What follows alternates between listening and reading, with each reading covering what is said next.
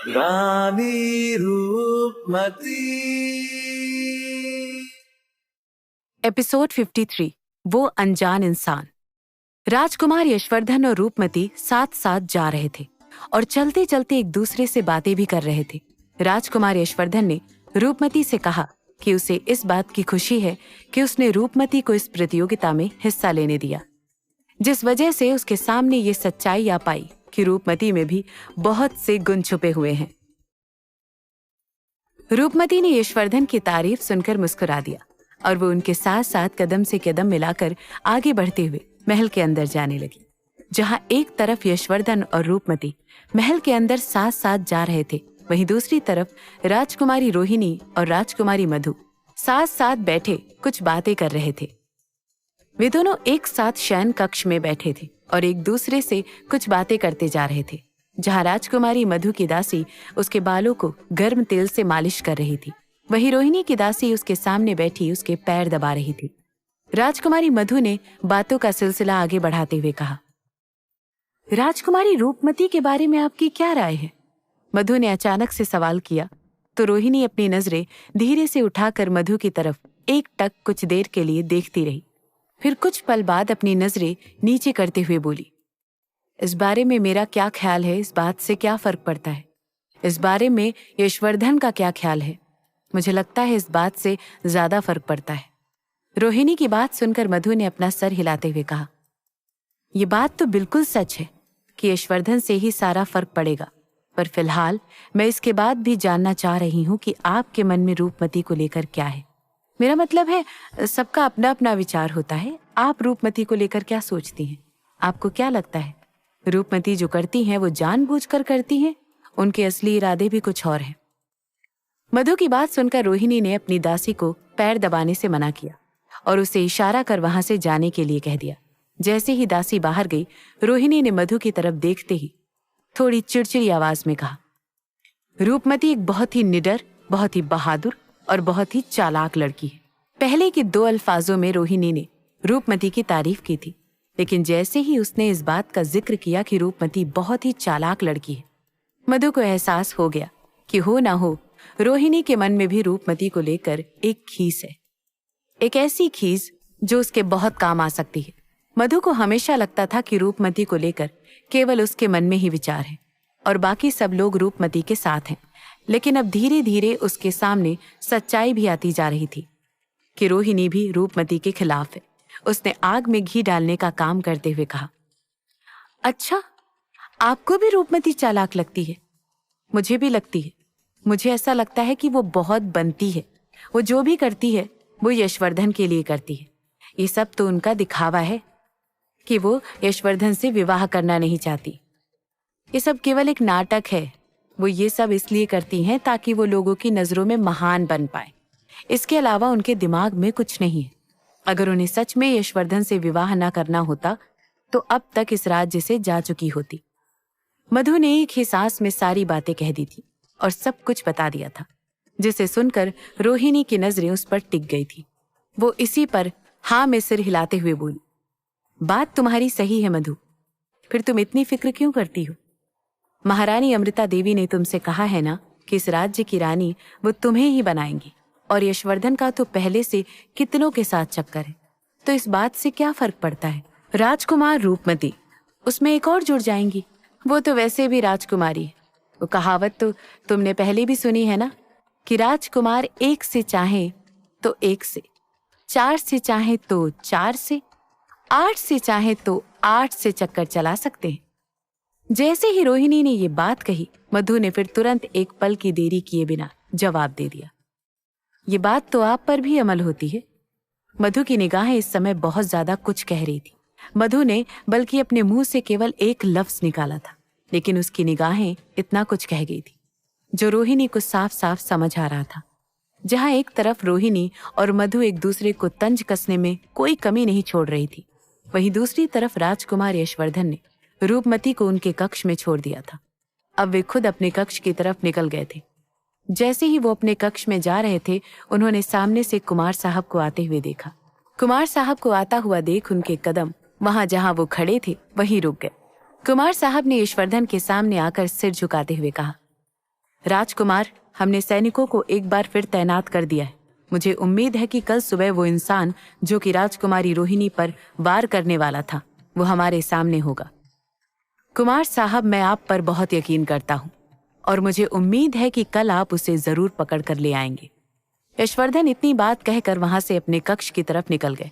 वहीं मधु भी थोड़ी देर बाद रोहिणी के कक्ष से बाहर निकल गई और रोहिणी अपने पैर पसार कर अपने बेड पर लेटकर आराम करने लगी। रोहिणी के कमरे में इस समय कोई दासी मौजूद नहीं थी। सारी दासियां रात होने की वजह से अपने कक्ष में चली गई थी और केवल एक सैनिक जो कि बाहर खड़े होते थे वही इस समय तैनात थे। तभी अचानक रोहिणी ने एक अजीब सी आवाज सुनी। रोहिणी ने जैसे ही वो आवाज सुनी, वो तुरंत उठकर बैठ गई और अपने आसपास देखने लगी, पर उसे कोई दिखाई नहीं दिया। ये देखकर वो चौंक सी गई। तभी उसकी नजर सामने की दिशा में गई। सामने एक बहुत ही बूढ़ा इंसान खड़ा था। उस बूढ़े इंसान को देखकर रोहिणी ने अजीब तरीके से उसे देखते हुए कहा, क्या क्या बात है? कौन है आप और मेरे कक्ष में क्या कर रहे हो और यहाँ क्यों आए हैं? रोहिणी को देखकर उस बूढ़े इंसान ने अपनी हल्के कदमों से उसके करीब आने की कोशिश की तो रोहिणी ये देखकर डर सी गई। वो तुरंत अपने बेड का चादर उठाकर खुद को लपेटे हुए बोली, कहाँ आ रहे हैं आप? मेरे करीब आने की कोशिश क्यों कर रहे हैं? बचाओ, कोई है? पर इस समय रोहिणी की आवाज कोई नहीं सुन पा रहा था। बाहर दरवाजे पर खड़ा सैनिक भी धीरे धीरे नींद की झपकियां ले रहा था, इसलिए उसे इस बात का कोई अंदाजा नहीं था कि रोहिणी अंदर से चिल्ला चिल्लाकर उसको बचाने की गिड़गिड़ाहट लगा रही थी। वहीं दूसरी तरफ रूपमती भी अपने कक्ष में आराम कर रही थी। आराम करने के साथ साथ उसके दिमाग में आज प्रतियोगिता की बहुत सारी बातें घूम रही थी। साथ ही साथ वो सोच रही थी कि रोहिणी पर वार करने वाला अगर पकड़ा जाता तो आज बहुत सारी बातें अपने आप ही सुलझ जाती। ऐसे बहुत से सवाल रूपमती के मन में घूम रहे थे। वहीं दूसरी तरफ रोहिणी अभी भी डरी सहमी बैठी अपने सामने मौजूद इंसान को देख रही थी। उस इंसान ने रोहिणी को देखकर धीरे से कहा, रो मत, मैं तुम्हें कोई चोट पहुंचाने नहीं चाहता हूं, ना ही मैं तुम्हें चोट पहुंचाने आया हूं। मेरी बात सुनो, मेरे करीब मत आओ। तुम मेरे करीब आने की कोशिश भी की तो मुझसे बुरा कोई नहीं होगा। रोहिणी ने अपना हाथ दिखाकर उसे वहीं रोकने का इशारा किया, लेकिन वो बूढ़ा आदमी रुका नहीं और धीरे से पास आकर बोला, देखो रोहिणी, इस तरह व्यवहार करने की कोई जरूरत नहीं है। तुम शायद मुझे जानती नहीं हो, पर मैं तुम्हें बता दूं कि मैं भी इसी परिवार का कोई शख्स हूँ। जैसे ही रोहिणी के सामने उस बूढ़े इंसान ने खुलासा किया तो रोहिणी अपनी आंखें चौड़ी कर उसे ध्यान से देखने लगी। उस इंसान को ध्यान से देखते हुए रोहिणी के मन में बहुत से सवाल चलने लगे। जो इंसान इस वक्त रोहिणी के सामने खड़ा था, उसने बहुत मैले से और फटे पुराने से कपड़े पहन रखे थे। ऐसा लग रहा था जैसे वो कोई चोर डाकू हो जो रोहिणी के कमरे में घुस आया हो। आप मेरे परिवार के सदस्य हो? ये क्या बोले जा रहे हैं हो आप? अपना हुलिया देखिए, अपनी हालत देखिए। अपनी हालत देखकर आप ये कैसे कह सकते हैं कि आप मेरे परिवार के इंसान हैं? आपको जरूर कोई गलत फहमी हुई है। देखिए, आपका जो भी इरादा है, आप यहाँ से चले जाइए। मैं बिल्कुल भी बर्दाश्त नहीं करूंगी कि मेरे कमरे में कोई घुस आए, वरना मैं राजकुमार यशवर्धन से आपको बहुत कड़ी सजा दिलवाऊंगी।